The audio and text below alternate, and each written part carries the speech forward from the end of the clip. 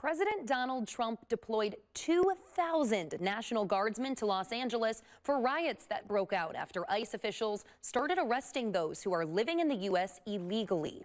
The last time the National Guard was federalized in L.A. was in 1992, when protests erupted after a jury found 4 LAPD officers not guilty in the beating of Rodney King.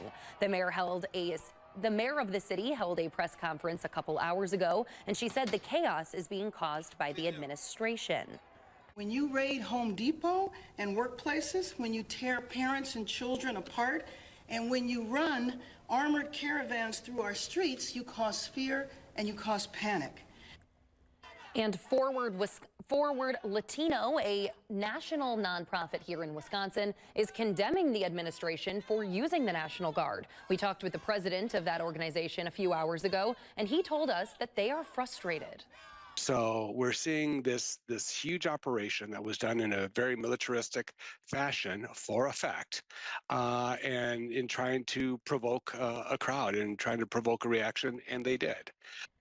Meanwhile, U.S. Senator Ron Johnson is comparing the riots in L.A. to the riots in Kenosha in 2020. He also criticized leaders in California for allowing this to happen in L.A.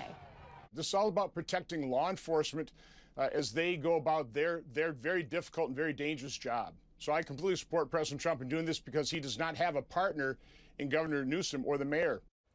Now, Governor Gavin Newsom and President Trump did talk on the phone a couple days ago about the state of the city.